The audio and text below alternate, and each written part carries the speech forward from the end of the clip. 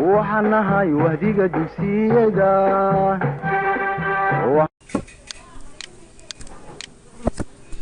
بسم الله الرحمن الرحيم. السلام عليكم ورحمة الله وبركاته. وأستاذ برا مهد صلاة محمود برا إميريسو وآلا بنيسو قد بيان وقبرتين عشرة دي سينس كي توكسيدا صار باولوجي كيمستري فيزيكسكا هدو لها إدمو مانتا نسو قد بينا يا عشر كيمستريا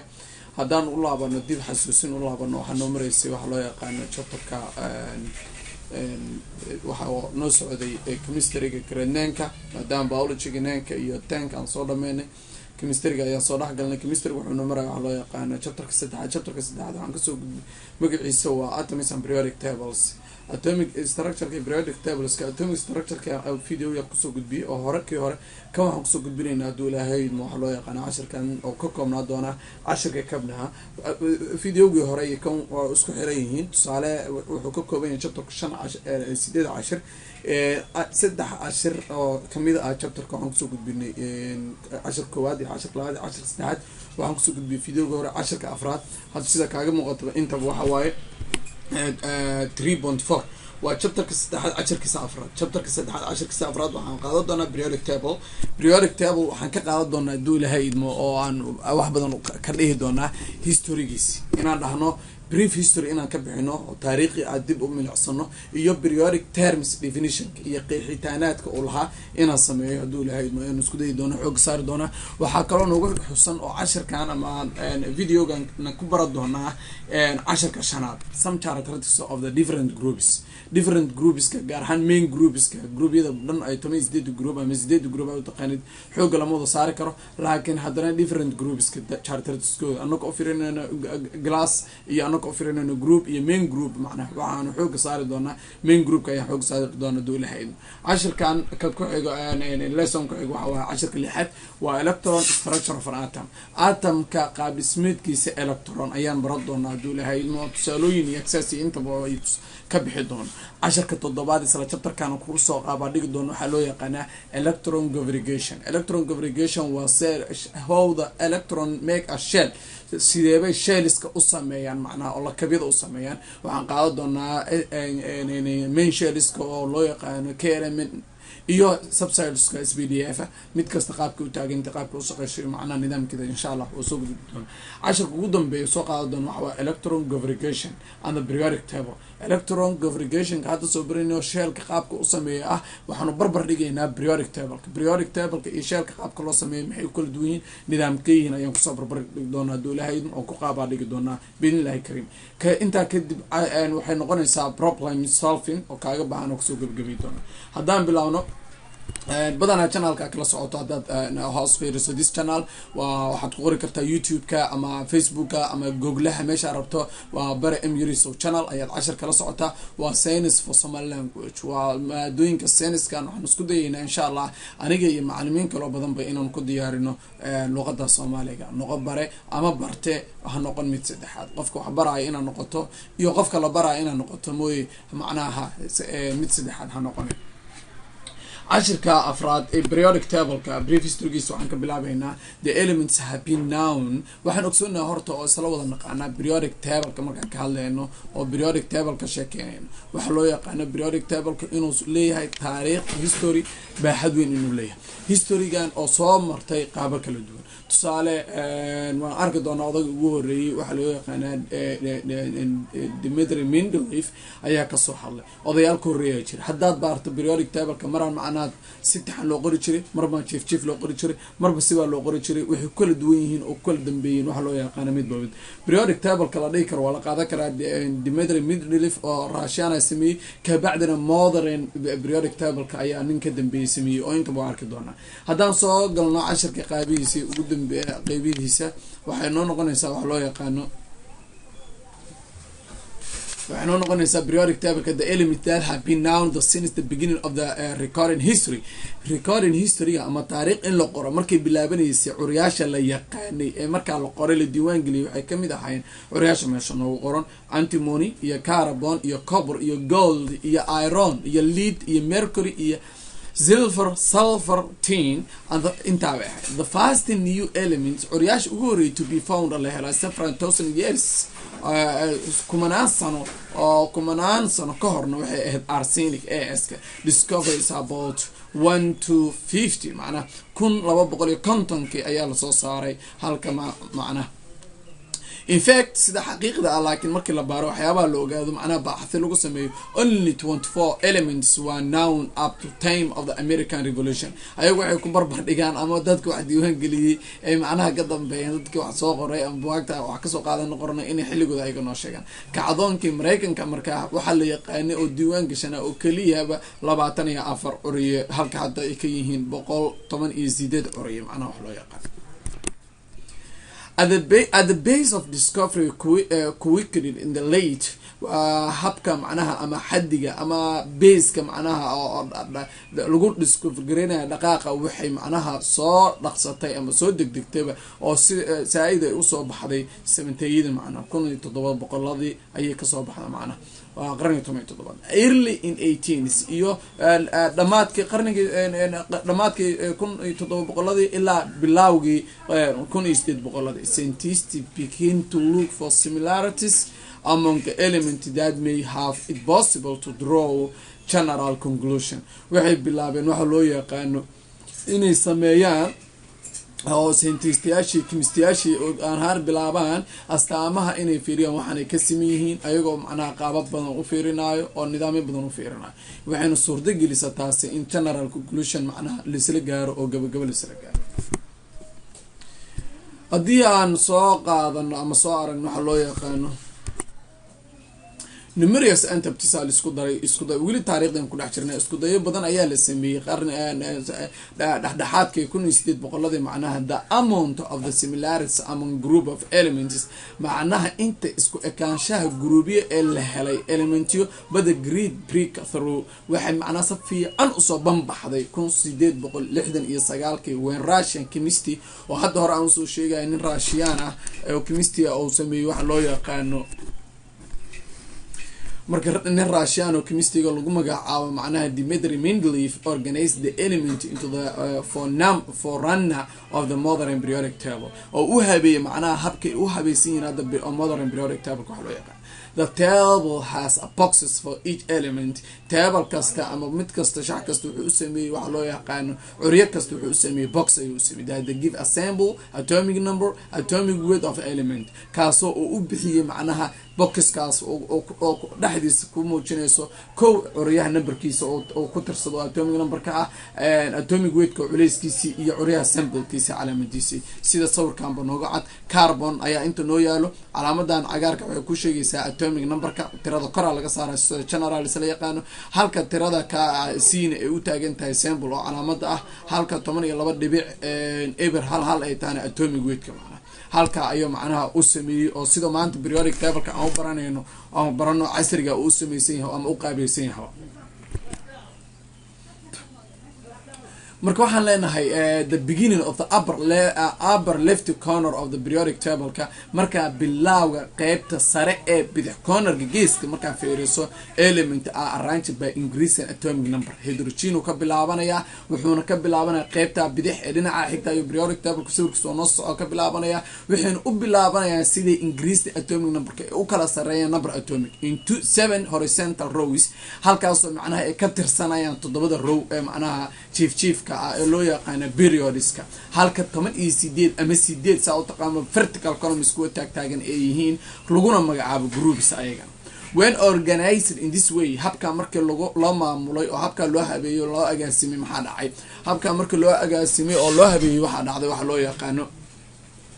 and the elements in the given group have a similar chemical properties waxa la yiri macnaha group elementiska waa ku hada the elements given a group have a similar chemical properties waa inay elementiyada isku koox laga dhigayo ama isku group laga dhigayo ee lahaadaan similar chemical properties. Lithium hada soo qaadano sodium, potassium and other elements in group 1A markii lahaado behave similar sida isku mid ah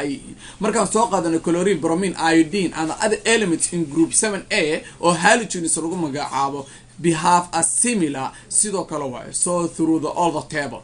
contactska oo dhan marka waxay u diyaarsan yihiin qaabkaas ayay u diyaarsan yihiin oo nidaamkaas texda ayay u samaysan yihiin waxa loo yaqaan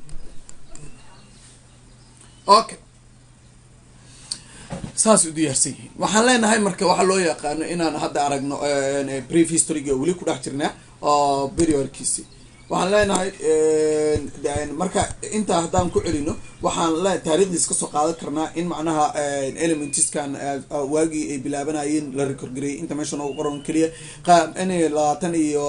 macnaha kii ugu horreeyay la helan oo yahay arsenic oo laisla yaqaano laislama khilaafsana in macnaha waxa loo yaqaano 1200 iyo kontonkii la helay arsenicas 24 curi oo kaliya in la yaqaan xilliga Mareykanka gacdoonkiisi wixii ka dambeeyay dhamaadkii 1700 iyo bilowga 1800 kimistiyaasha inay bilaabeen macnaha inay raadiyaan curiyaasha si wanaagsan si ay u gabagabeeyaan taasna waxay keentay isku dayo badan oo la sameeyay dhexdhexaadka qarniga 18-deedaad loo xisaabiyana similarities oo gruubyada ay leeyihiin kaana waxa imaado macnaha soo bandhigay oday Russian oo 1800 sagaalka lagu magacaabo Dmitry Mendeleev oo agaasimay gruubyada maanta sida numberka u kala sareeyana periodic table asagoo u sameeyay box kaas oo macnaha elements u habeenayaan sample-ka la qorayo oo carbohydrate kugu taga atomic numberku 6 kugu taagan iyo waxa loo yaqaan atomic weight oo hadda 12 inta kugu taagan habka ay u habeeyay sida dreaded macnaha markii la fiiriyo oo periodic table-ka dhinacyada laga fiiriyo waxaad arkaysaa inuu macnaha horizontal iyo vertical leeyahay qaybta horizontal-ka ee chief-ka periodical halka vertical-ka oo taagan 8 ay yihiin markii lagu main groups la markii cadir isku daran 8 ay yihiin lagu magacaabo groups halkaas curiyaasha group iyo periodic table sababta loogu habeeyay ee ahayd markii la habeeyay elements given a group that have a similar chemical properties kooxda isku groupka inay leeyihiin tusaalada soo qaadana lithium iyo sodium iyo potassium and other element in group 1 oo lagu magacaabo alkyl metals waxay leeyihiin similar markaan soo qaadano chlorine bromine iyo iodine iyo other elements oo group 7 ku jira ana oo halogeneskana waxay leeyihiin kuwa isku mid ah halka waxaan uga bixinaa brief historyga ama taariikh yar oo kooban oo aan ka soo qaadan halka waxaan galeynaa erayada lagu yaqaano periodic table-ka iyo qeexitaanadii iyo macnaha qaabka uu samaysan yihiin ayaa inta ku baran doonaa haduu ilaahay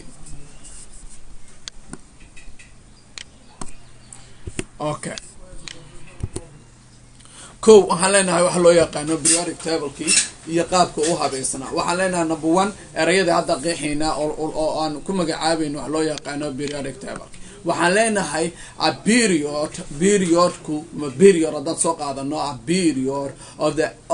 one of the 7 horizontal periods marka lagu dhawaado 7 xabo period markaan qeexinana waa asaga ka duuli kartaa waxa weeye one of the 7 horizontal rows todobada mid kamid ah waayo of element in periodic table ee ku jira macnaha sida falaartan ku muujinaysana qaabkan uu sameeysan yahay oo macnaha chief-ka waa periodic table marka la soo qaato periodic table qaybtiisa chiefan oo macnaha halka u taagan oo sida u taagan sawirka waa ku arki doonaa weeye group hadii la yiraahdo one of the 18 or 8 vertical columns waa kuwa taagan ee vertical columns ka lagu magacaabo mid kamid ah in the periodic table markaan ka hadlayna periodic table-ka mid kamid ah waa asagana waxa loo yaqaan waana sidaan oo kuwa taagan oo vertical-ka oo horizontal chief-ka vertical taagan okay main group element maxaa la dhahaa an element in one of the two groups of the on the left or the 6 groups of the right in periodic table waxaan leenahay hadaan dhahno main element groups waa 8 group oo transitional metals ka 10 laga saaray maxay yihiin markaas waxa weeye an element waa curiyo kamid ah one of the two groups on the left waa alkyl metal earth metal labada leftiga xigta iyo 6 macnaha xaga xigta ka bilow carbon boron iyo boron group nitrogen group iyo halka dhinacaas marka aad weey marka waxa way 8 macnaha raadka jirta oo fiig waa arki doonaa periodic table suurkiisa kugu sharaxi doonaa iyo macnaha waxa jiro qaabka nidaamka geeska jiro inta ayaa la yiraahdaa macnaha periodic table-ka macnaha main group hada maqlo transitional metal maxaa dhaheena ayagana transitional metal maxaa dhaheena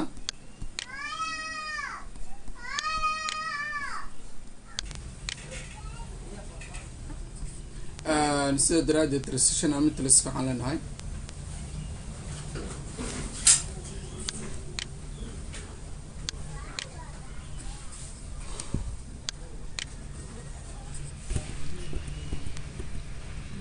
main groupska marka waa labo leftiga ah iyo 6 isku dar 8 main groups mararka qaar waxaad arki doontaa markii la sharaxayo in lagu yiraahdo periodic table wuxuu ka kooban yahay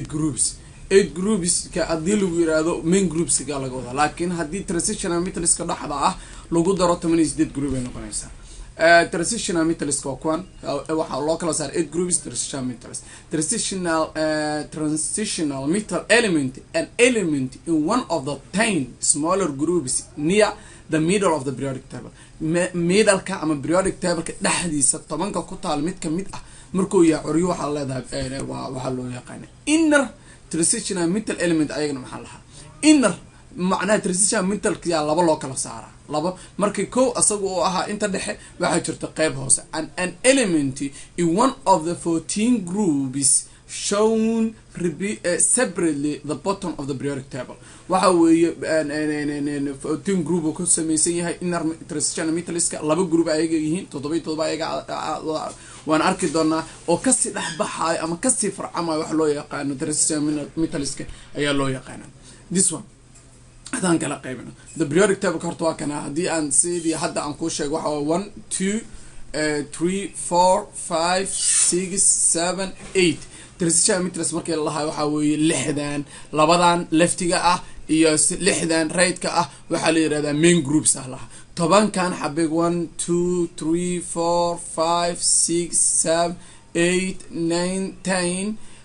waxa la yiraahdaa 10 ka sana waxa loo yaqaan transitional metals inner transitional metals hada aragtan waa kuwan labadan waa labadii ka farcamaysa halka ee ka soo baxay inta waxaan ku baran doonaa markii qayb kale qaybtaas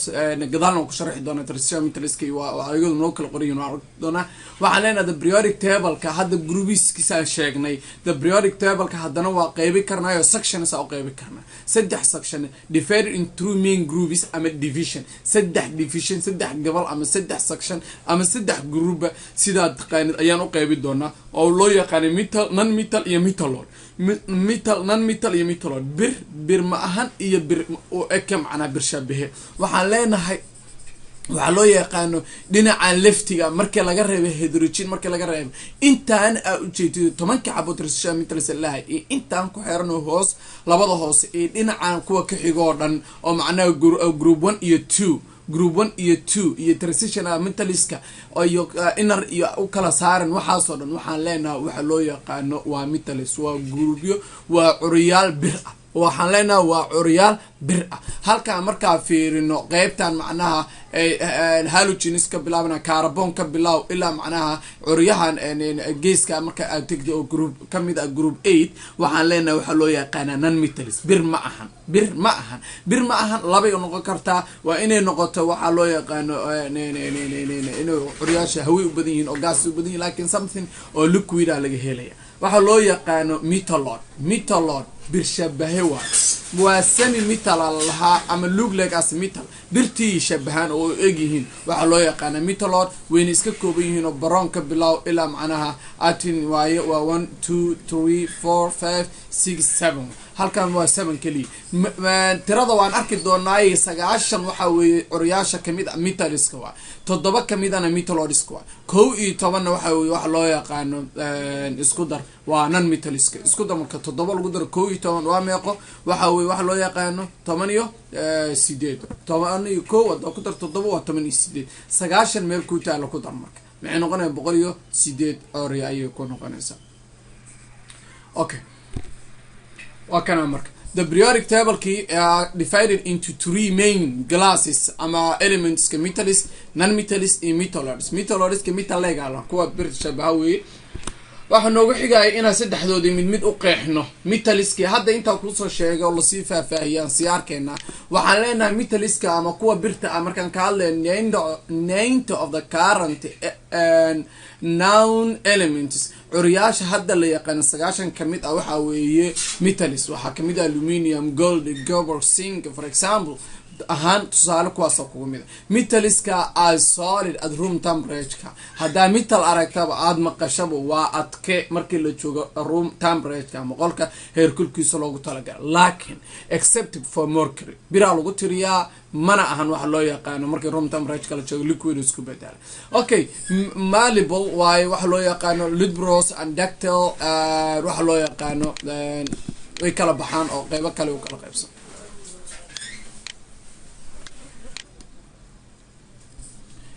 marka sidaa ogsoonaaba named of the current elementska aan sheegnay 9 kamida waxa weeye metaliska waaye oo aluminium iyo gold cover zinc for example metaliska waxa lagu yaqaanaa room temperature-kooda waxa waaye macnaha solid waaye marka laga reebo mercury-ga malleable waaye oo direction-kay bedeli karaan jihaday bedeli karaan lustrous waaye waa very shine aad bay u dhalaalayaan ductile waaye macnaha waa la qalooci karaa waa wax bent lagu sameeyo qalooci karo waxa aan ku yihiin waxa soo dhan uga badan yihiin good conductor of heat and electricity korontada iyo danabka ama heatka kulka ah iyo danabka labadaba way gudbiyaan note xasuuso intay ka raadinaysaa metal is accurate in the left side of the periodic table haddaan noo soo socda mar labaadna kusoo sheegay hadda kusoo sheegay periodic table-ka qaybtiisa bidixda ah ayaa ka helaysa qaybtiisa bidixda ah ayaad macnaha ugu badan oo ka helaysa okay non metals waa kuwa aan birta ahayn markii hore waxaa ka cudur daarana 7 kusoo sheegay waa 17 element waaye non metaliska la yaqaano macnaha aanka 17 waaye 17dan poor conductor macnaha heatka iyo electricity-ga way ku liitaan gudbinteed way ku liitaan saaid ugu liitaan 11 kamida gases waa hawooyin macnaha oo room temperature markii loo fiiriyo qolka markii loo fiiriyo caadiga waa 11 kamida gas waa 5 kamidana waa solid oo adka 1 kamidana waa liquid macnaha waxa loo yaqaano oo gas hadaba book conductors of heat electricity isolator lagu magacaabo macnaha aan gudbinaynin waa xeendab ayuu ku sameeyaan korontada oo ma gudbi karo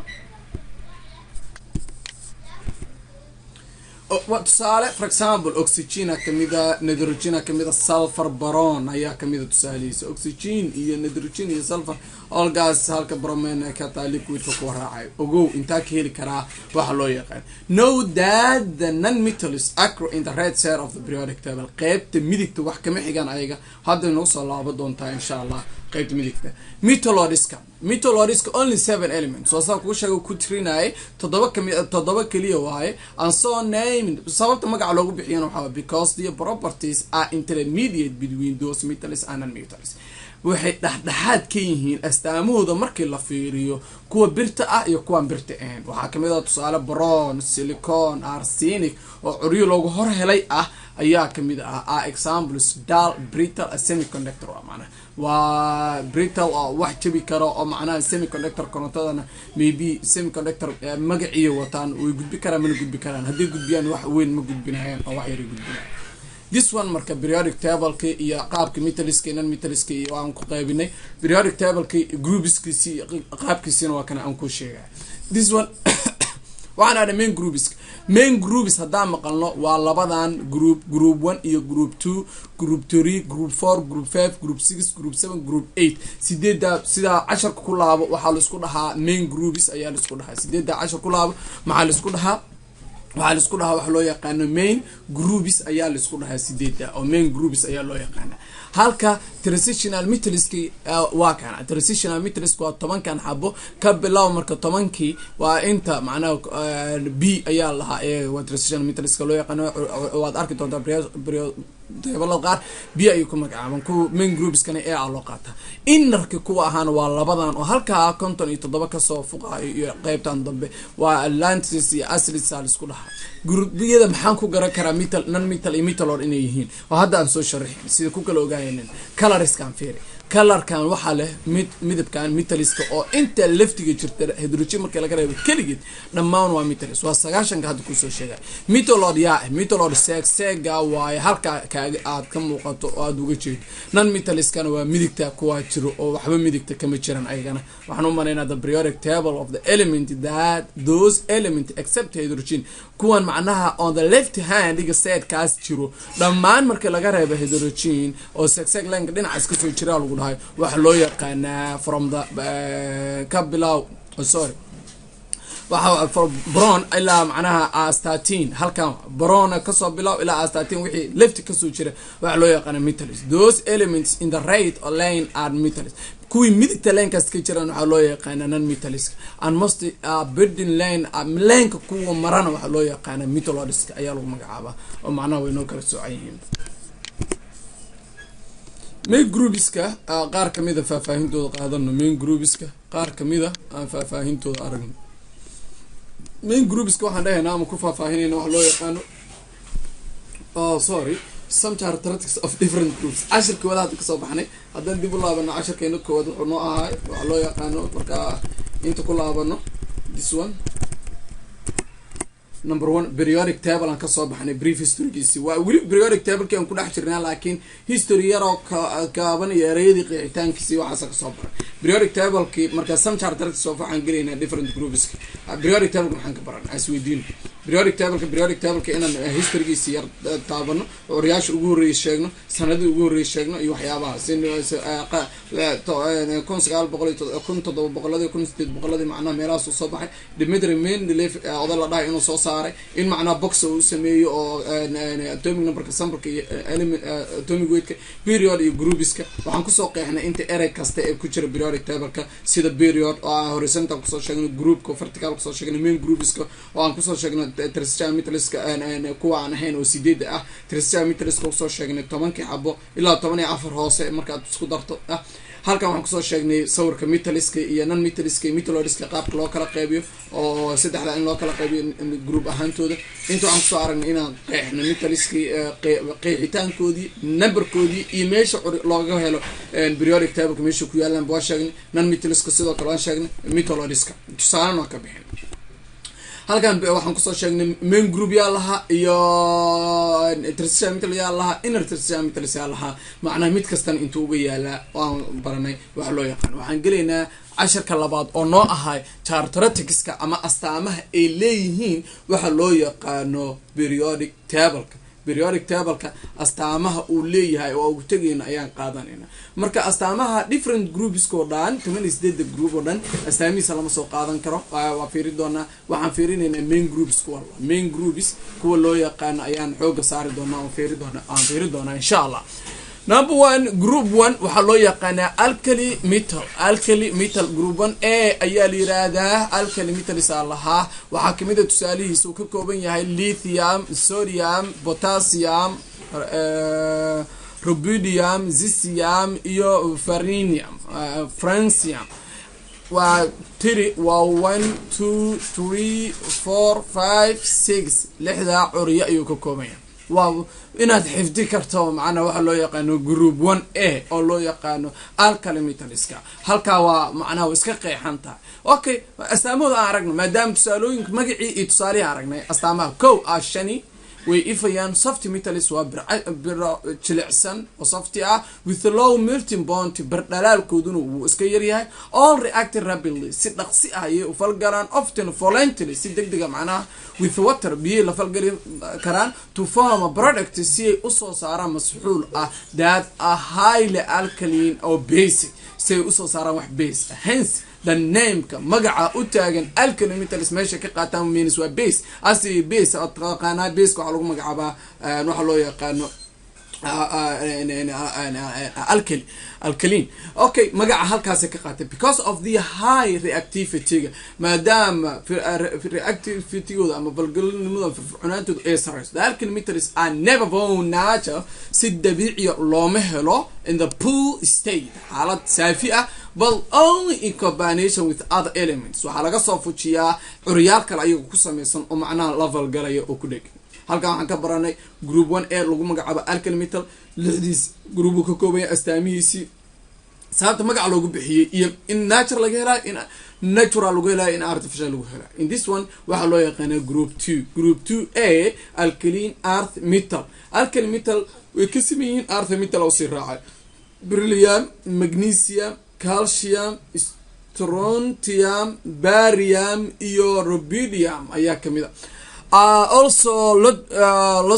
lustrous means way ifayaan silver metals lagu magacaabaa waa kuwa qalinka ah but are less reactive than their neighbor in group 1A dariskooda markii loo fiiriyo group 1A way ka firfircoon yar yihiin like the alkali metals sida alkali metalska alkaline earth metal are never found natural in pure state xaaladooda dabiiciga ah si toos loo meela ayagana sidaas oo kale ayay tii kale ka agdhow yihiin ma loo helaa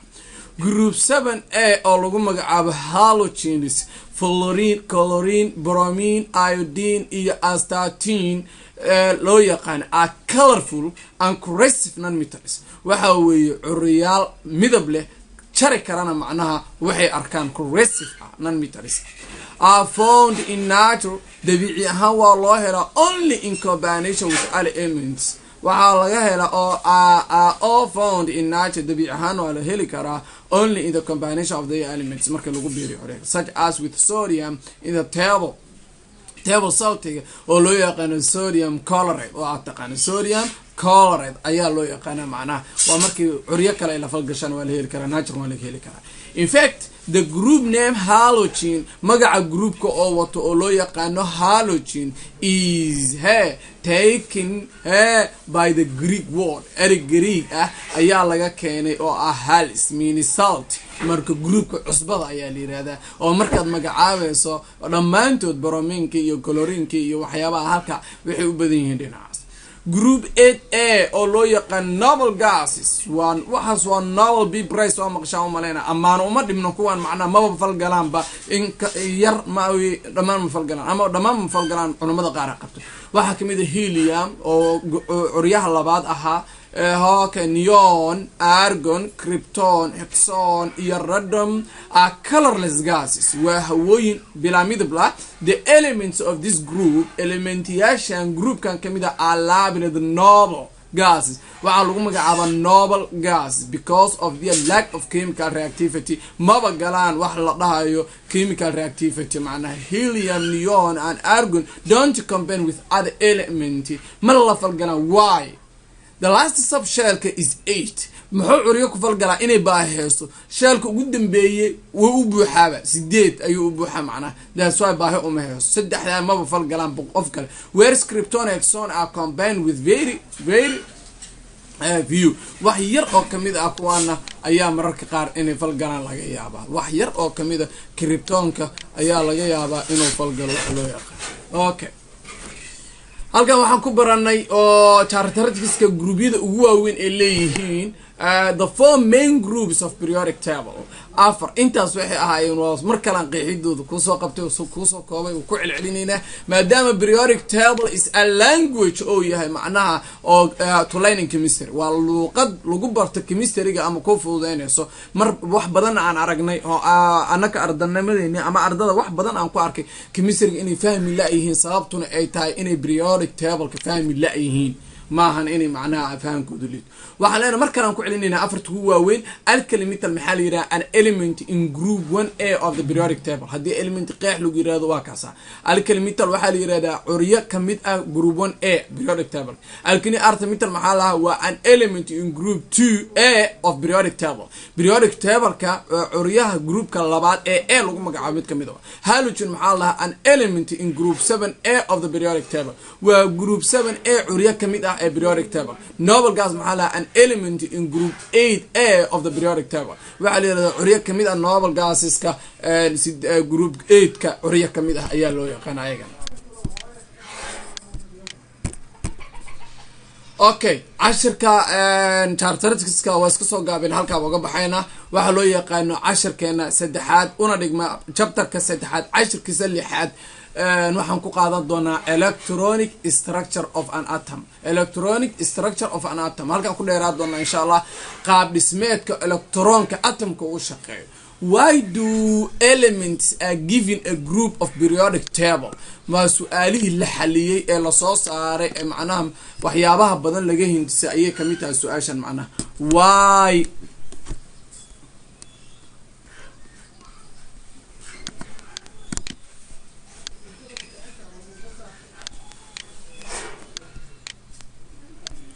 okay waxaan leenahay waxa loo yaqaano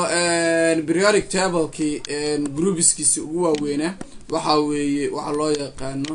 inaan baran electronic waa meesha ugu badan electron structure ka attention-kaada keen ma kuna ceesho meeshaan si fiican aad u fahanto the chemistry you have waadaysa macnaha. Okay, the element, why do the elements, su'aalo badan oo isweydiiyo wax badan, why do the elements in given group of the periodic table show a similar chemical behavior? sababta ka dambeysa maxay tahay group cayiman ee periodic table ka mid ah sababtay isku chemical behavior u yihiin? This question is iyo kuwa kaloos badan. Why macnaha ay isku la falgalaan? Why group kale u falgali waayay? Why numberka ugu dambeysaan u noqday? waxyaabahaas oo tiro badan su'aalo badan oo kuwaas kamid. This question is occupied the thoughts of the chemists. maskaxda ama fikirka chemistiyaasha ayay buuxiyeen for more than 50 years after Mendeleev kadib 50 sano macnaha waa nus qarni. It was not until well into 1920s and the asrs was established ilaa laga soo gaaro 1920yadii oo qarniga hadda ahaay macnaha lama helin qarniga hadda soo dhaafa ahaa lama helin su'aalaha jawaabahooda oo markaas ka hor lama helin halka markaas ayaa la helay waxa loo yaqaan su'aalaha in jawaabahooda loo hayo. Today we know that the properties of an element are determined by the arrangement of electrons in the atom. su'aasha hore jawaabteedu waa tan macnaha wax badan ay raadinayeen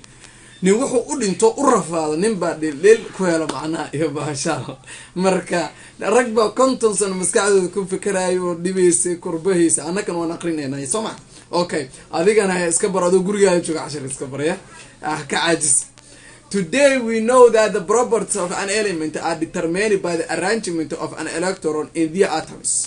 waxaan leenahay maantadan la joogo waa qarnigan la joogo macnaha waxa la ogsoon yahay gruubyada propertieska isku mid yihiin in la go'aamiyay in ay go'aaminayso in isku electronadooda wareegooda atomiska qaabku yahay inuu go'aamino kuwa isku electron configuration isku shell ah isku sub shell ah isku macnaha halka saas group loo the electron in an atom are grouped according to the nucleus into shells roughly like the layers of an ion. marka electronka atomic numberka waayo uu leeyahay curyuhu waxa loo sameeyay doonaa nucleuska in lagu wareejiyo shells sida tusaale ahaan lakabyada ay basashu leedahay according to the energy of the electron ayadoo loo fiirinayo tamarta uu leeyahay macnaha electronka ka fogaa kara bu'da oo farthest ah keeda nearest ah ayadoo loo fiirinayo shell electron iyo sub shell electron bal xal yiraahdaa waa waxaan ku shaqeyn doono shell iyo sub shell waa meel aad iyo aad macnaha aan ugu shaqeyn doono ardadan wax badan ay soo codsadeen. sub shell waa main shell bis hada waa main shell waa a grouping of an electron is an atom according to energy. waxaa loo kooxeynaa macnaha electronadii ayagoo loo fiirinayo bu'doodi macnaha energy ayagoo loo fiirinayo energy. sub shell electron maxaa lahaa a grouping of an electron in the shell according to the shape of the region of its base they occupy. waxaa loo fiirinaa sub shellka markii loo electron gareynayo electronada markii la wareejinayo kooxeen electronada la kooxeeyo lagu kooxeeyo wareegyada shelliska iyadoo loo fiirinayo shape-ka oo region ku leeyahay space-ka haystaan ay buuxi karaan. regionka macnaha shape-kiisa ama shape-ka la fiirina regionka iyo space-ka ay buuxi karaan macnaha meesha ay buuxi karaan ayaa la fiirina. waa kaas waxa lahaa shell-ka waaweyn waxa lahaa KLM waan arki doonaa waa 2818 macnaha 32 kana waxa weeye SBDF waa 2614 ayaa la yiraahdaa oo noo soo socda insha Allah nambarada loo kala qaadana. A father shell is a form of the nucleus. markastoo laga sii fogaado waxa loo yaqaan bu'da the larger is the more electron it can hold. markastoo bu'da aad ka sii fogaato tirad badan ayay qaadi kartaa and the higher energies of those electrons waa electronadaasna energy-gooda ayaa saa'ida. the faster shell the one nearest the nucleus midka ugu dhowaay bu'da can hold only in 2 wuxuu buuxi karaa oo kaliya 2 ayuu qaadan karaa. the second shell waa considered waxa loo yaqaanaa 8 ayuu qaadi karaa and the third shell wuxuu qaadi karaa 18 ayuu qaadi karaa and the fourth shell wuxuu qaadi karaa 32 ayay qaadi karaa. note xasuuso ogow way qaadi karaan minus wax ka badan ma qaadi karaan laakiin ka yar wuu qaadi karaa hydrogen waxay qaadataa sheelka koowaad waxaan u gala hal maadaama aysan laba gaarsiisaneen that's why inaad ogaato oo macnaha xasuusnaato tirada lagu shiiyey ee 2 8 18 iyo 32 ka yar way qaadan karaan haddii ay macnaha gaari waayaan laakiin ka badan ma qaadan karaan saasina u barato way haduu lahayn وكان من شيلسكا waxaa lagu magacaabaa waa sheliska ku dhahay electronka shell numberka 1 iyo 2 iyo 3 iyo 4 afarta shell ay sameey karaan afarta shell capacity-ga electronka ay qaadi karaan one shell ku labo qaada ka badan ma qaadi karo kayr uu qaadi kara shellka labaad wuxuu qaadi karaa 8 ka badan ma qaadi karo kayr uu qaadi kara shellka saddexaad wuxuu qaadi karaa 18 kayr uu qaadi kara ka badan ma qaadi karo shellka afraad 32 ayuu qaadi karaa electron ka badan ma qaadi karo laakiin kayr uu qaadi kara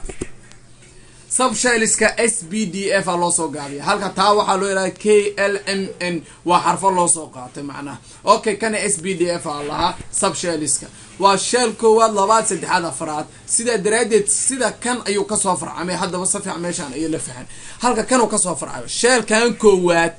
waa 1 ويسيقانا شيلكا كواد او معناها شيلكي وين كاي كان معناها لسكو طبقه معناها شيلكي كواد وحو لو يقانا اس maxay qaadan kartaa s sida caadiga ah shirka kood maadaama ta maxay qaadi kartaa waxay qaadi kartaa oo kaliya waxa loo yaqaano labo bis ay qaadi kartaa okay shellka labaad ee macnaha halkan 8 u qaadi karo Soomahan qaacidada horta inaan ila fahantaa fiican hadii macnaha s waxay qaadan kartaa 2 b na waxay qaadan kartaa 6 halka d ay ka qaadan karto 10 f na ay ka qaadan karto 14 macnaha 14 taa hadaa ila fahanto inta ka shaqeynayna marka fiirso faham shellka koowaad muxuu qaadi karaa waajibkiisu ah 2 s na maxay qaadan kartaa 2 sida daraadeed shellkood waa ka tagnay shellka labaad 8 uu qaadi karaa 8 maadaama qaadi karo s meeqay laha jirta 2 b na meeqay laha jirtay 6 isku dar meeqa waay 8 shellka labaad 8 ma ka badsan karo macnaha shellka saddexaad muxuu qaadi jiray 18 ay s meeqay qaadi jirtaan ku iri 2 okay b na maxay qaadi jirtay 6 isku dar 8 maxay qaadi jirtay d 10 ku dar 18 معناه شيلك سدحات 18 انت وايجي جدا وملينا 18 ayuu qaadan karaa wax loo yaqaan shellka afraad muxuu qaadi karaa 32 s meeqay qaadi jirtay 2 okay b meeqay qaadi jirtay 6 ku dar balas haye meeqay noqonaysaa 2 balas 6 8 maxay qaadi jirtay wax loo yaqaano d 10 ku dar maxay noqonaysaa 18 okay f meeqay qaadi jirtay f waxay qaadi jirtay 84 18 plus 84 32 that's why shellka afraadna oo ku qaadan kara 32 SBDF ku shaqeey ama KLM ku shaqeey shelliska macnaha waa isku mid tirada 2 8 18 32 waa isku mid waxaan sameeynaa markii shelliska weynka oo noo imaan doona waan arkaynaa 10 ku dhax arkaynaa marka sameeynayno asaseer kala sameey doona waa main shelliska marka sameeynayno oo shell weynka shelliska marka sameeyno goobaabinta koowaad laba noo qaata goobaabinta labaad maxay qaadaysaa hadii 8 gaar 8 qaata hadii gaari weyso taaban ku arki doona laakiin SBDF way ka kala duwan yihiin silsilada marayna S1 2 2s waxalena 1s 1s2 2s2 2s meel kasto ka aragto kor ka saar kor laga saara b meel kasto ku aragto kor ka saar numberkeedu way qaadan karaa ayaga numberka badan ma qaadan karaa okay main shelliska aan macnaha halkan ku sharaxina insha Allah halka sub shelliska ina u tageynina waa kale main shelliska maxaan sameeynaa main shelliskeena muxuu qaataa hadda waxaan ku dhahay goobaabina la sameeynaya waa la soo koobayo waxa la fast shell labo qaadaa Soomaan hydrogen laba may gaartaa may buuda waa inta iska daa goobaabin ma meesha dhaxda kalarka xogaa leh waa buuda macnaha okay shellka koowaad halow qaada hydrogen ka gudub number yaa kula jira macnaha fast shell la gali kara waxa la gali kara waxa loo yaqaan helium oo laba ayadu helium shellka koowaad way buuxsatay laba heesataa ilaa shellka koowaad way buuxsatay macnaha the next shellka labaad shell hal wareeg hadda sameyn hal wareeg meeqo ku buuxsamaa laba ku buuxsamaa markuu kaa buuxsamo maxaa sameynaya sheelkii koowaadaan sameynay laba lithium meeqale saddexda hydrogen waxaan kala qaybinayn waa atomic numberka si fiican la soco atomic numberkeedii laba ma u gelinay sheelka koowaad ha labana u gelinay maxaa haraadi u soo hara hal sheelka labaadii u gudubtay halkii waxay sataa okay waxaad imaantaa beryllium sheelkood laba u gashay meeqa soo afar uu leeyahay waxa sheel waxay u gelaysaa labada kalena sheelka labaad ay u gelaysaa ilaa oo ka gaarayo 8 markay 8 gaarto sheelka saddexaad loo gudbaya ayadana baron shan uu leeyahay laba u gashay sheelka laba koowaad ma ka badi kartid saddexna sheelka labaad maxaa sheelkood laba u gashay sheelka saddexaad maxaa u galayso ilaa ma gaari karo 8 saddexdii ugu tagaysa carbon laba u galay sheelka koowaad afarta soo hartana waxa waa kii dhaxdhaxal maraa afar dhiman nitrogen waa 7 sheelka koowaad laba u gashay okay laba toddoba ka jar meeqa waa 5 tii u galayso halka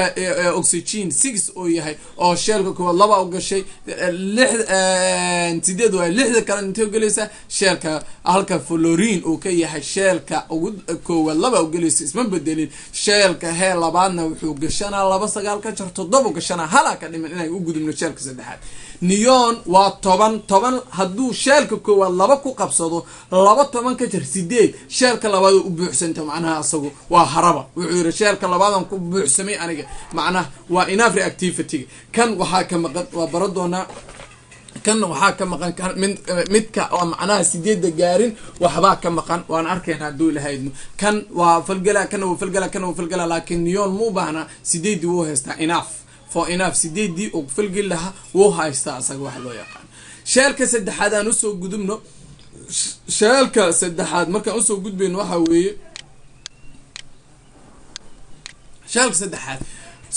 waxa bilaabana sheel koowaad iyo labaad waxa xalinay saddexaad la kula xalinaa bis okay sheelka labaad meeqa koowaad meeqa galeysaan ku dhaa labadii ku jirtaa sheelka saddexaad meeqa galeysa 8 ku jirtaa neon soo gelin oo 11 hadii 10 laga jaro meeqa soo baxa hal sodium halkii sheelka saddexaad ku qabsana meeqa ka dhiman 7 ka dhiman that's why oo chlorine la falgalo oo chlorine waan arkaynaa iyadana meesha ku jirtaa 7 sheelka ugu dambeys ku jirto waxa leedahay sodium ani adiga isla falgalayno macnaha halka isi adiga 7 dhan inay hesho la suurtagal maaha that's why combination waa table salt soo samaysan cusbada macnaha aan caadiga isticmaalo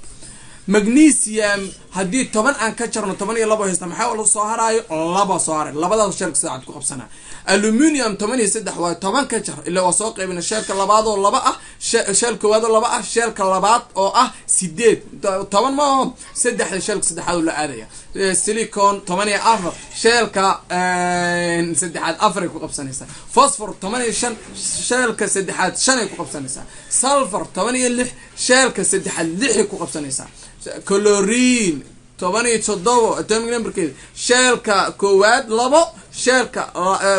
labaad 8 sheelka saddexaad 7 u qabsanaysa argon waa kana marka asagana uu buuxsamaya 20 waa 18 waay sheelka koowaad labo ku qabsaday hay sheelka labaad 8 ku qabsaday hay meeqa u soo hartay isku dar labadan waa meeqo waxa weeye 10 meeqa soo harto 18 oo sheelka kala ku qabsana this complete ogo meesha ina fahanto sheelka saddexaad muxuu buuxi jiray 18 muu haya may wuxuu ku buuxsamay wax loo yaqaano 8 ku buuxsamay macnaha 8 ku buuxsamay soo cishta macnaha curiyaha markii lagu leeyahay waa inuu buuxsamaa waxaad ka fiirinay last sheelkiisa 8 muu buuxdaa ha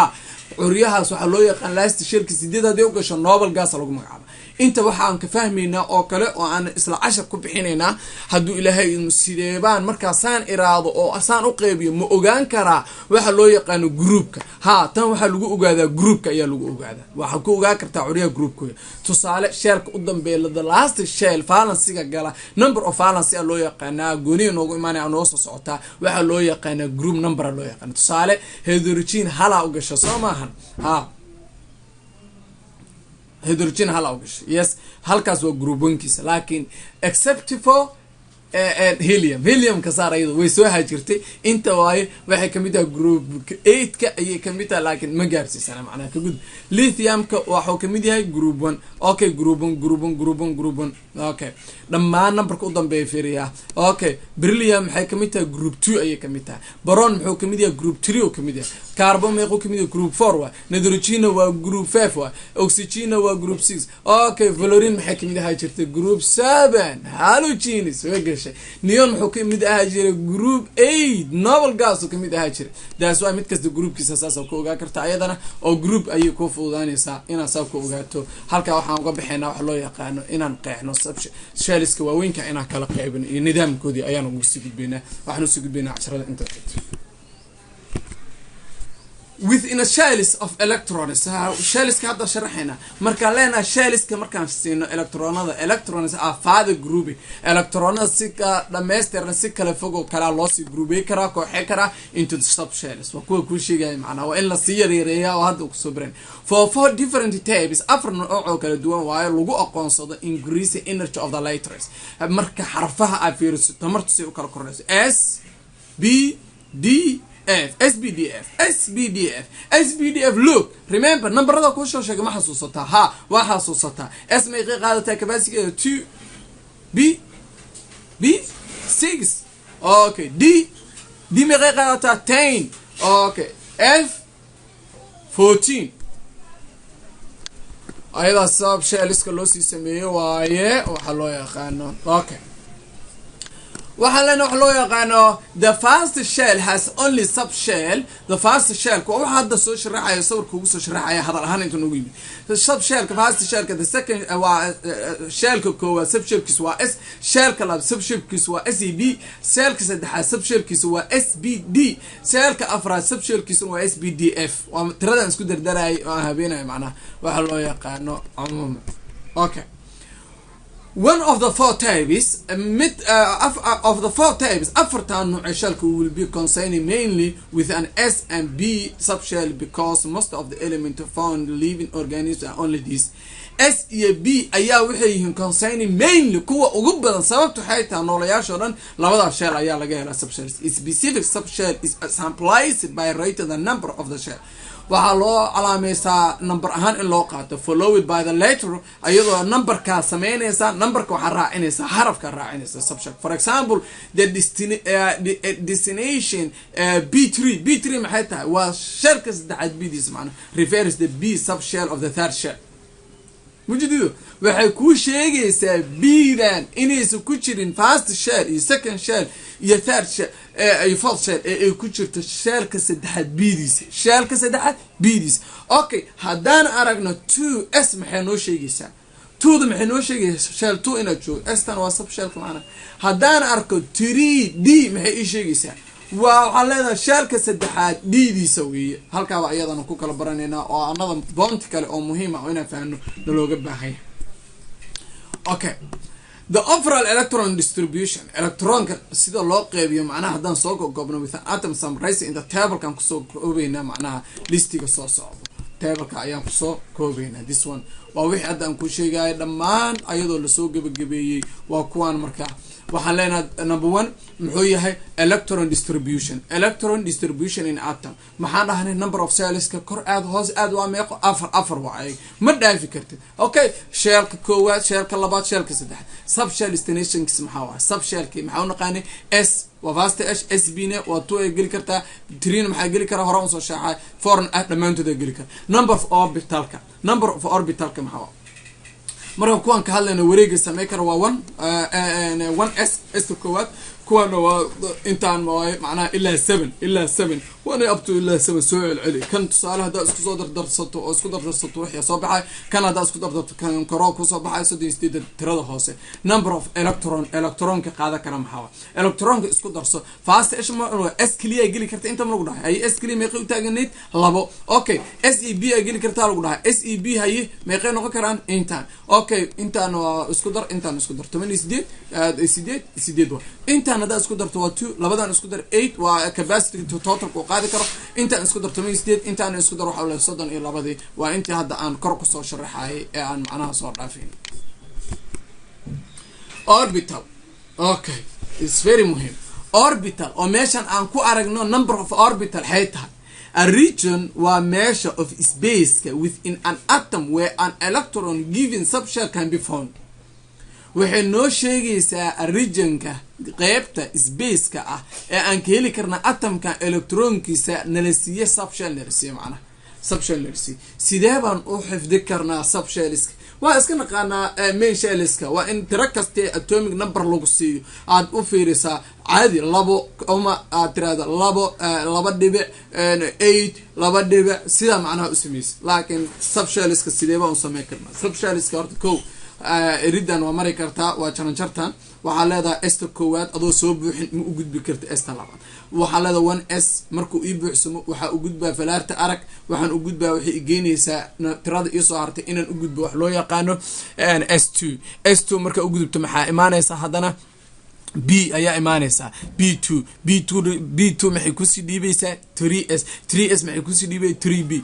maxay kusii dhiibay 4s maxay kusii 4s maxuu ku dhiibay 3d maxuu ku dhiibay 4b maxuu ku dhiibay 5s maxay ku dhiibay 3d okay tan haddaa ila fahmi weysay no problem ayadoo tixan ku sameeyo aad xifdi karto ama aad agta dhiga kartaba marka loo yaqaan laakiin inaa xifdisa qayb this one si iskugu xigaan waa kana esta koowaad haddaa buuxiso maxaa kugu xigaayo falaarta ka fiira daarat s 1s 2s 2b 3s 3b 4s 3d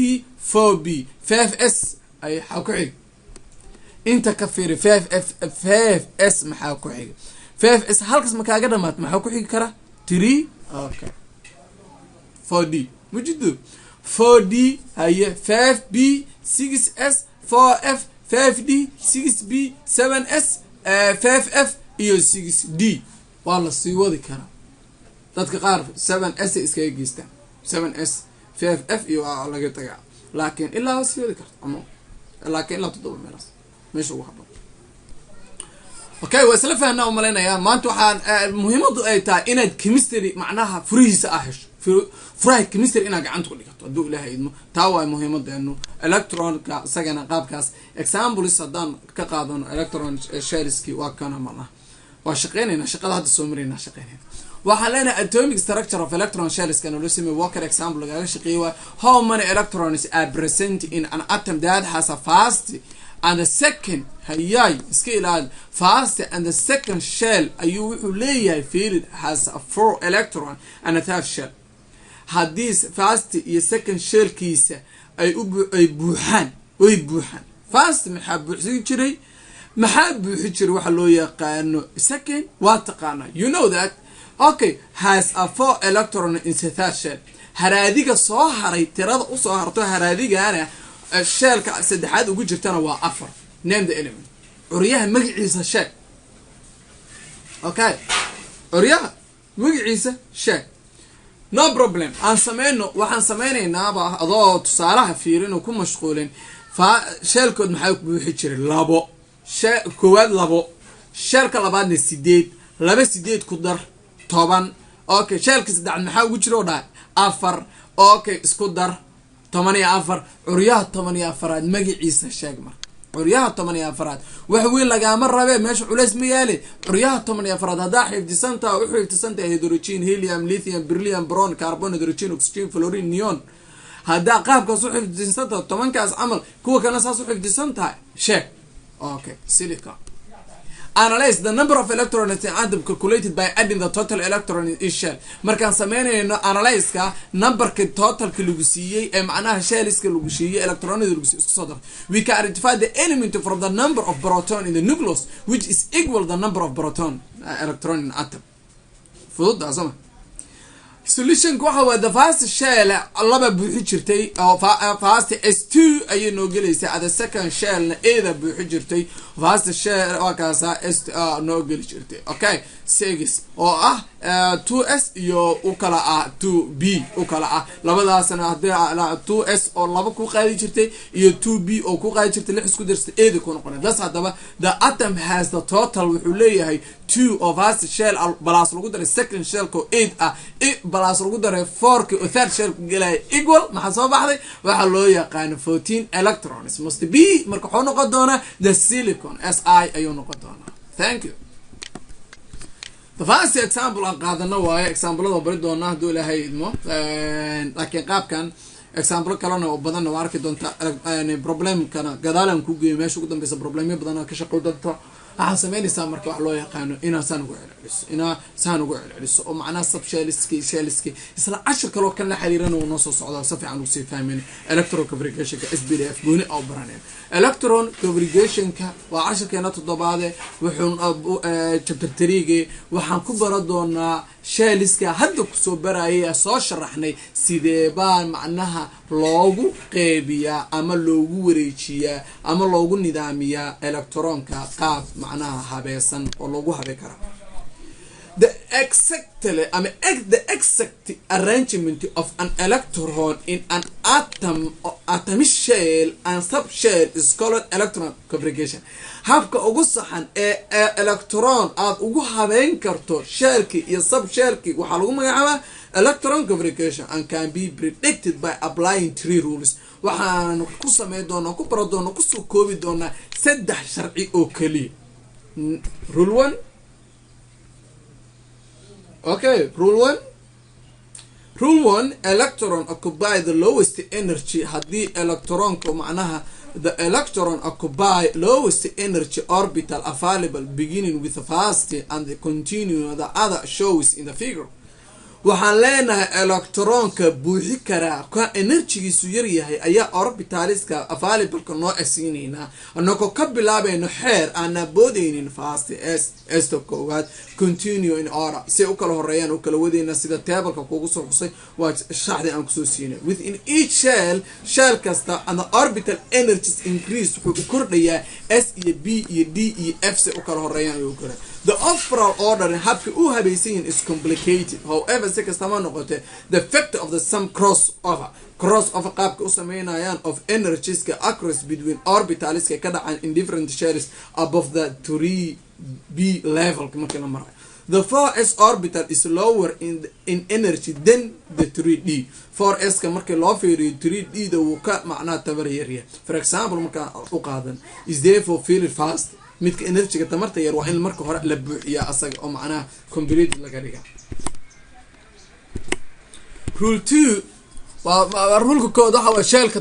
si u kala horeeyaan usoo buuxi haboodin adoo buuxin rule 2 each orbital can hold only 2 electrons which must be opposite spin markaan fiirino waa qaabka electronada loo yaqaano laba iskula galaan qaabka falaarta kor iyo falaarta hoose oo electron macna promotion electron affinity ay noo ahay jirtay waxa way orbitaliska waxay qaadi karaan oo kaliya 2 electron ma aha SPDF ka ku wareerin waa macna markaan fiirino column-ka box-ka laba qaadanayna markii loo fiiriyo opposite spin-ka asaga lidka ku the theory wuxuu noo sheegay rule 3 2 or more orbitals with the same energy markay isku tamar yihiin the 3d orbital and the 5d orbital in given shell lagu siiyay markay isku tamar noqdaan for example in each half ay u buuxinaysa 1 electron before any orbital is completely filled by addition in the second electron ugu daraysa fast electronki oo wax loo yaqaan kanada markuu shaqeyn doono oo forka cashirkiisa waxaa fiirinaysa organic chemistry-ga introduction macnaha habka orbitaliska u wareegaan ku soo bandhigay haduu lahay waa kana shell qaabka uu sharaxayo uu sheegay inaad boodin karin electron configuration-ka oo specific arrangement loogu sameeyo electronka in atomic shell and subshell qaabka loo yaqaan shellki 1 iyo 2 iyo 3 iyo 4 iyo 5 kiisa waa kana energy-ga macnaha dhinaca uu kordhayo oo ujeeda subshellskana waa kana s 2s 2b 3s 3b 4s 3d 4b 5s 4d 5b above ka marka 3 level marka fiiriyo si fiican fiiriyo 3 level ka markii la maraayo wixii ka horeeya there is a some crossover ayaa la isku crossaa oo macnaha la isku gudbiyaa markii intaan 1 iyo 2 iyo 3 wixii ka sareeyo ma jido intaan waa iska caadi waxooda laakiin 3 wixii ka sareeyo crossover sameey markuu dhahay halka ayay ahayd tusaale haddaan soo qaadano oo sidee u kala fahmaynaa magnesium atomic numberkiisu 12 yahay sheelka koowaadna s2 u gasho sheelka labaadna macnaha ay u gelayso waxa loo yaqaano 2 sheelka saddexaadna ay noqonayso 2b 2 waa 1s2 2s2 2b na 6 3s soo gasho 2 ah numberkee macnaha aan sameynayna inaad fahanto waa muhiim waxa u taagan tahay 2 electron in fast shell 2 electrons kan waxa u taagan tahay fast shell labadan oo laba lagu daray 6na waxa u taagan wax loo yaqaan second shell oo 8 ah halka macnaha labada u dambeeyo electrons ee third shell ay yihiin oo 18 laga rabay ay ka dhiman yihiin oo intii buuxisa qaadanayna waana ku balan qaabka ayadoo lagu soo fududeeyo oon soo fududeyno waa kana sawirka ahaan lagu soo sheegay waxba adoo isku dhimin oo xifdi kartaa haddaad u baahan tahay electroconfiguration of fast 20 elements fast 20 elements ugu horeeya electroconfiguration-kooda waa kana okay inta waxa kugu qoran xoriyo magaciisi calaamadiisi magaciisi atomic numberkiisi electroconfiguration qaabka u sameeyay hydrogen maxaa dhahnay waxay u gelaysaa bis helium waxay gelaysaa sheelka labaad ku haraysa okay lithium waa kii hadda aan soo shaqeynayna asagoo shell weynka ku soo shaqeey shellka subshellska soo ah waa kan fa kala qaybi lithium 1s 2s 1 u gashay haye 4 beryllium fiiri waxa u gashay fast s 1s maxaa gashay 2s na maxaa gashay 2 halka uu ku haray kana shanta qaybina 1s 2s2 maxaa 2b6 2b6 qaay jirto maanta wana wadata macnaha waa tirada ugu yar ay qaadan karto ka gudub hoos fiiri ama meeshaan dhaxaan ku geeyo 10 ba aan tagno ruuxeeda waxaan leenahay fast s haye maxay qaadanay 2s na maxay qaadanaysaa waxa loo yaqaano 6 halkaas ku buuxsamo kaaga hara marka b halkaas ay intaan dhan maxay ahaayeen ki inta waxaad ku ogaan kartaa ayadana waxa loo yaqaano waxa loo yaqaano groupkana ku ogaan kartaa periodic table-kana period-kana marka qaar ku ogaan kartaa tusaale hadda hydrogen waxa waaye wuxuu kamid yahay period 1 wuxuuna kamid yahay group 1 sababtoo ah 1ka ugu dambeeya aan ka fiirin okay haddaan soo qaadano helium waxay ayadu kuma jirto exact waa dhinaca taala haddaan soo qaadano lithium waxa iskugu darsataa waxa loo yaqaano waxay kamid tahay period sheelkeeda ugu horeeya inta u gala macnaha periodkeeda waxa waaye waxa loo yaqaano 2 waa naqana waa group hydrogen helium lithium waa group 1 keedii marka waa kana qaabka ugu dambeeyo qaabkan oo ugu dambeeyo waaye waxayna kamid tahay period 2 ayay kamid tahay macnaha halka macnaha oo beryllium uu kaaga mid yahay midkiisa ugu dambeeyo oo macnaha oo kamid yahay wax loo yaqaano period 2 na uu kamid yahay group 2 gana uu kamid yahay oo qaabkaas ayadan sidii tii hore aan ugu shaqeynay ayaad uga shaqeyn kartaa oo dhimala the electron marka waxaan leenahay the electroconfiguration of the first 20 elements in the show the table ka hadda soo dhaafayna 20 lagu tusay notice that the number of electrons in each subshell is indicated by the superscript numberada kor lagu sheegay inay yihiin macnaha mid kasta subshellkiisa for example the notation haddaan qaadanay 1s2s 1s2 2s2 2b6 3sb for magnesium means that the magnesium atom have 2 electrons in the first shell, 8 electrons in the second shell, and the 2 electrons in the third shell. وقابك الصور كوسو شرحي بلاقي أو دنا كلا كوسو شرحي مو بعني. Okay, as you read the market see akhriso following electroconfiguration check the atomic number and the location of each element in the periodic table. waxaad iska hubi kartaa atomic numberka markaad aragto iyo location ku yaalo see if you can detect the figure kaas fiiri hadii macnaha oo ku yaalo relation between electroconfiguration position in the table macnaha figure ka hadda soo mareynay inuu ugu dambeeyo wahay oo magnesium aan ku soo qaadanayni ama wax loo yaqaan kan aan ku soo qaadanay this one kan 2.3 example aan ku shaqeynayna electroconfiguration ka haye maxaan dhahaynaa waxaan leenahay wax loo yaqaan atomic numberka maxaan sameynaynaa atomic numberkeena waxaan sameynaynaa waxa loo yaqaano inaan atomic structure-ka aan u habeeyno sida show how the electron configuration of magnesium can be assigned magnesium hadda soo baranay oo soo aragnay sidee baa loogu habeey karaa waxa loo yaqaano itus muujiya lagu yiri electroconfiguration-ka magnesium macnaha qaabka aan u habeeyno analyze magnesium atomic numberkeedu waa iska naqaana electron leedahay specific orbital way leedahay assignment may be put in 2 electrons in each orbital according to the order of the show sida nagu xusan kan marka fiirino oo 3.6 ka qaabka loo kala hormarina marka fiirino oo figurka horeey waxaan u shaqeyn doonaa sida the first 2 electrons are placed for first 1s orbital also the next 2 electrons are placed in the 2s or noqonaysa 2s2 and the next 6 electrons are placed in 3 available waxa loo yaqaan 2 orbital 2b orbital ayaa lixdaas dhigeena oo ku noqonaysa 2b6 and the remaining 2 electrons are both put into the 3s orbital. That's why markaas waxay noqonaysaa s1 electroconfiguration wuxuu noqonayaa s12 1s2 2s2 waxa loo yaqaan 2b6 and 3s waxay noqonaysaa 2 wuxuu la mid yahay neon macnaha isku meel ku dhamaadaan macnaha isku qaab ku dhamaadaan wareeyaasha qaabka isku dhamaanaya ayaa la isku sheegay. Okay,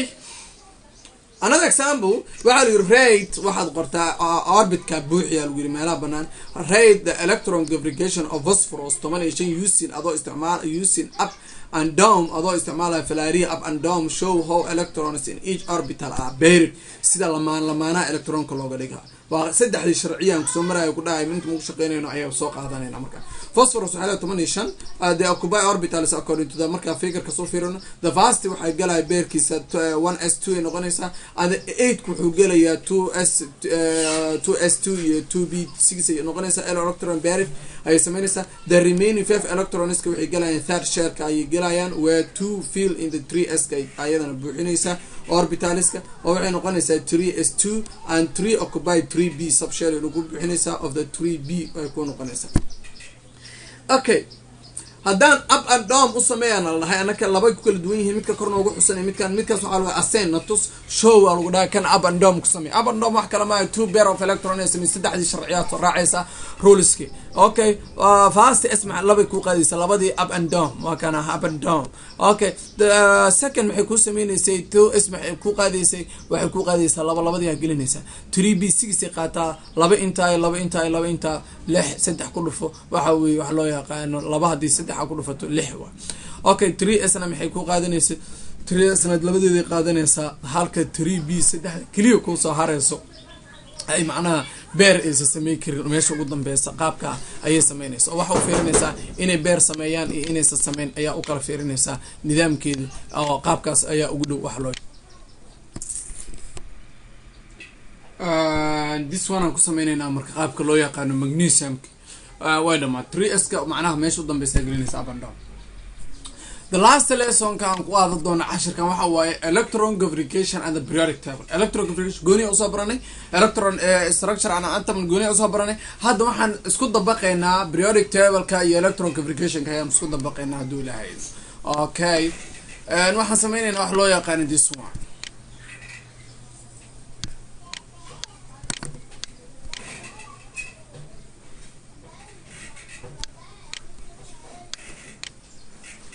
Okay, marka waxaan baranaynaa hadda periodic table-ki inaan qaabkii isku barbar dhigno inaan isku dabaqno periodic table-ki iyo wax loo yaqaano elements-ki qaabkii yihiin.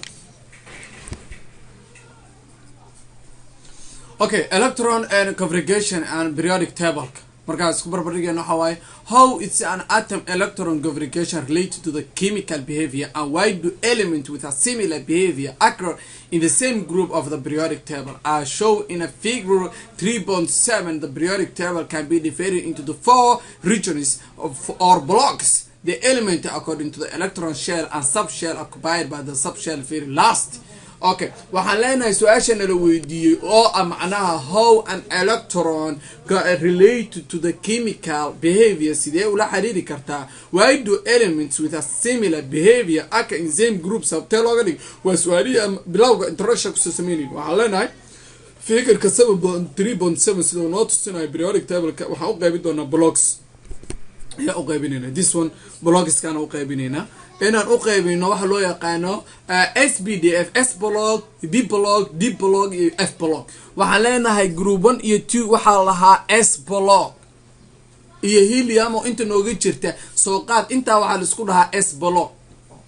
Okay, begin here halkan ka bilaabanaysa marka begin here fast S2 S2 S qaabka isku raacay macnaha sida isku xigsanayso halka marka marayno waxaan soo gudbinaa main groups-ka waxa la isku dhahaa SB waa soo ku dhahay essential organism-ka SB shells ka subshells marka waxaan leenahay B block ama B block waxa loo yaqaan ayadan waa inta waa 6 B2 ay ka bilaabatay B2 B3 B4 B5 B6 macnaha in the 4 here. Okay, this one marka imaano oo transitional metaliska waxaan leenahay waxa loo yaqaan D block waxay ka bilaabanaysaa ayadana 3D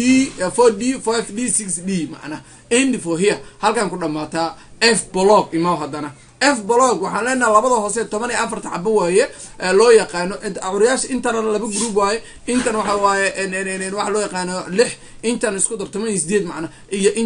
inner transition metrics waxa loo yaqaano ayagana waxa loo yaqaano f block oo noqonayso f laga soo qaatay waa la badi kara hadii la rabo 4f iyo 5f ayaa loo kala yaqaana qaabka loo kala yaqaano mid kasta groupkiisa meesha ku jiro waa inaan naqaana macna okay kala risk oo ujeedaayo u malayna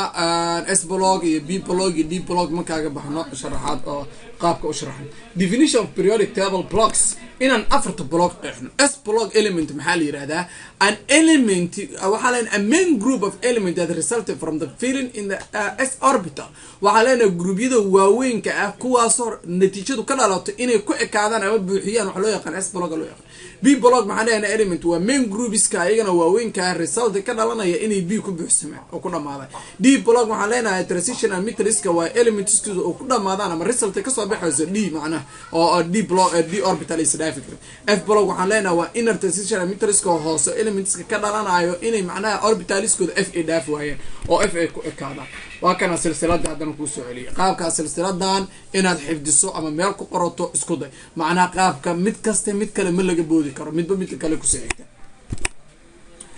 the main group or group 1A alkali metal iyo group 2A alkali earth metal elements on the left side of the periodic table ka markii dhinac bidix plus helium markii lagu daro are called s block element waa inta soo sharaxay because s subshell is filling last this element lastigooda subshellka u qaybsan the main group oo 3A up to laga gaarayo 8A na elementska redka ah midigta ah waa non metalliski b block ayaa lagu magacaabaa sababtuna b ayay macnaha elementskooda ku dhamaadaan halka transitional metrics kuwa dhaxda ah ee table-ka dhaxdiisa dig block lagu magacaabo sababtuna ay tahay in curiyaashooda ku dhamaa elementskooda ay ku dhamaadaan d macnaha ay ku dhamaadaan inner transitional metrics ku u hooseeyo bottomka ugu hooseeyo ku yaala f block la sababtuna waxay tahay inay macnaha ay f dhaafin marka ay buuxsamayaan this one marka valence shell electron configuration of the group 1 2 group 2 1 iyo 2 iyo 7 iyo 8 macnaha qaabka loo sameeyay group 1 curiyaashiisi lixda ay taqaan waa kana mid kastana s ay ku dhamaadaan oo 1s ay ku dhamaanayaan halka group 2 asagu uga duwan yahay 2s inuu ku dhamaado waa valence shell group 1 muxuu ku falgalaa dulgira 1 ku falgalaa group 2 muxuu ku falgalaa 2 ku falgalaa macnaha group 7 muxuu ku falgalaan 7 waa isku darsanay laba lagu daray 5 macnaha labada ugu dambaysa isku darsanaysa group 8 na waa 8 ba laba waxa ku dartaa 6 laba lagu daro 6 complete waa oo u dhameystiran macnaha waxa loo yaqaan configuration of element of the main group or 1A 2A 7 and 8 focusing only the electron outermost shell lakabka ugu sareeya ayaa focus ka saaraysa macnaha or waxa lagu magacaabaa valence shell waa valence shell muxuu yahay faa'iidadiisu element in the same group of periodic table have similar electron configuration in the valence shell groupyada isku midka ah halkii koox hadaad ka taqaan zodium macnaha group ka taqaano groupkiisa oo dhan wuxuu ku noqonaa number of valence same ayuu noqonaa macnaha number of valence shell maxaa la yiraahdaa ayada ruuxeeda the other must electron shell from the atom ka shellkiisa uu koreeyaa loo yaqaan valence electron maxaa la yiraahdaa an electron in the valence shell macnaha atom ka valencegiisa numberka ugu sareeya ayaa loo yaqaan asaga what is the true of the main group element is also true for other group element of periodic table simple ku soo qaaday waxa way wixii run ka ah groubyada waaweynka ay afartan ku sheegay wixii ku dhacay oo ay ayagu macnaha run sameeyeen oo run ka ah run laga sheegay ayaga tusaale loo soo qaad inta kale dhanna way ku gooracan yihiin waa la mid atoms with a given group have a same number of valence electron leeyihiin have a similar electron configuration oo laga helaa sababtu xayta why because the valence electron are the most loosely held numberka ugu dhow ugu fudud heli karaan they are most important to determine the elements properties waana numberka go'aami kara curiyaha macnaha properties similar electron configuration this explain wuxuu sharaxaysaa why the elements is a given group of periodic table have a similar chemical behavior sababta isku dabeecad chemical u yihiin halka ayay ku sharaxaysaa macnaha examples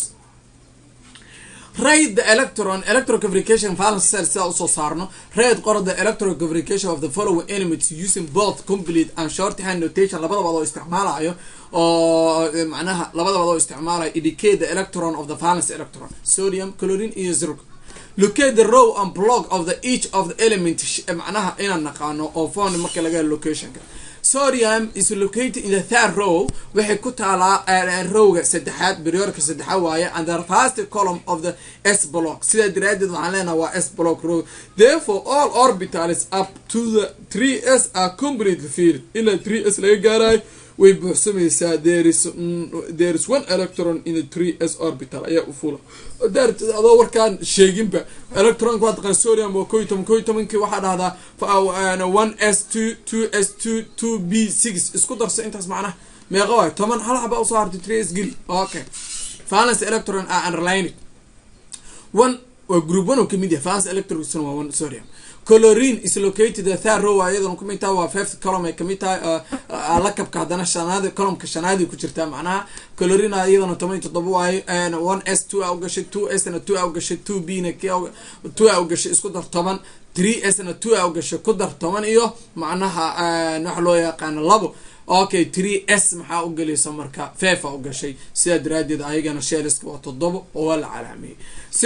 Zirconium asaga located in the fifth row ku yaala oo second column kale oo d block lagu magacaaba orbitaliskiis waa d marka up to 4d u gaara numberadiis waa lagu siiyay electronics isku darso waxaan leenahay fast s2y 2s na 2y 2k b na 6 3s 1 u galay wax loo yaqaan 3s1 3b 6 oo galay 4s na 2 ilaa waa la in la dhameeyay raba oo la gaarsiiyo 3d waxa u galaysa waxa loo yaqaano 10 4d 6 ayaa 4b 6 oo gashay 5 waxa loo yaqaano s2 4d 2 ayaa u galaysa macnaha. Okay, isku dardartood salay markaas wuxuu ku soo baxaysa number of oo loo yaqaano atomic numberkiisa inaad taqaan. haddaan ku darno laba meeqa waaye 6 ku dar 10 hal ku darso waxa loo yaqaano 10 iyo 7 laba ku dar 19 waxaad ku dartaa 27 waxaad u geysaa waxa loo yaqaano 10 waxay noqonaysaa 37 inuu yahay waxa loo yaqaano waxaana waa shirkiisa u dambeeyo oo u galayo 4 ayay noqonaysaa inuu block 4 kamid yahay ayay ku cadeynaysaa. Electron configuration valence electron using n adoo isticmaalaya n represent the number of valence u taaginta red general valence electron configuration oo group 6a qor. Okay, waxaan the element of the group 6a have a 6 valence electron in each element has 2 of these electrons in valence given waxay noqonaysaa ns2 ayay noqonaysaa sida daraadid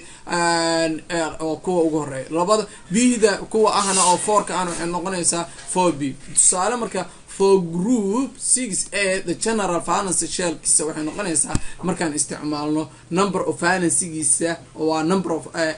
number 1s1 2s ki waa u qaran number u qaadanay 2 4 na b macna 4 ku dhamaada. electron configuration inner subshell ka si loo sameeyo versus subshell labadooda inner shelliska iyo subshelliska. How many electrons an atom give the number of electron meeqa atomka meeqa electron ayu atomka macna 10 oo iska leeyahay give number of electron in each shell. See how many valence electron are there in atom. Read the valence electron configuration. The total number of electron will be same than atomic number kisoo noqona oo horta sid loo yaqaan content. The number of valence electron will equal wuxuu la egyahay the number of electron in the valence shell. Valence shell iyo number of electron ku isla leeyahay waa same ayay noqonayaan oo isku mid ayay noqonayaan. In this one waa halka ku gabagabeeyay waxa loo yaqaan 10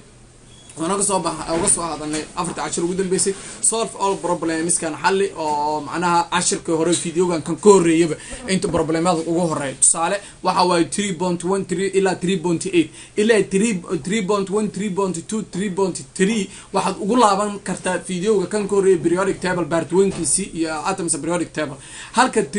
3.4 عن 10 كمان تكبلون ويا problems كيسا مقصاصة وحلين يسا وحلو يقاني أو معناها سد هذا 10 كان إلى 3 كان 1 iyo 2 iyo 3 saddexdaas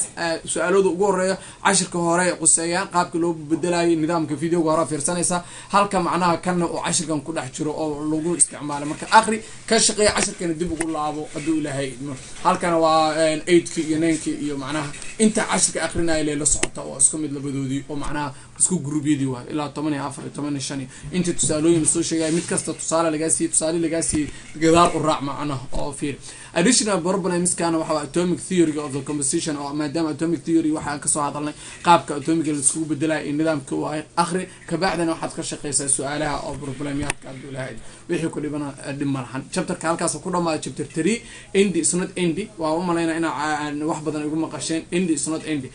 waxaan dhamaad ma ahan oo 10 ka daarnameys waxa dhimay hadeen that's why waxa loo yaqaanaa end laga soo gaabshay effort never die dadaalku marna meel ku dhamaado lama yaqaan thank you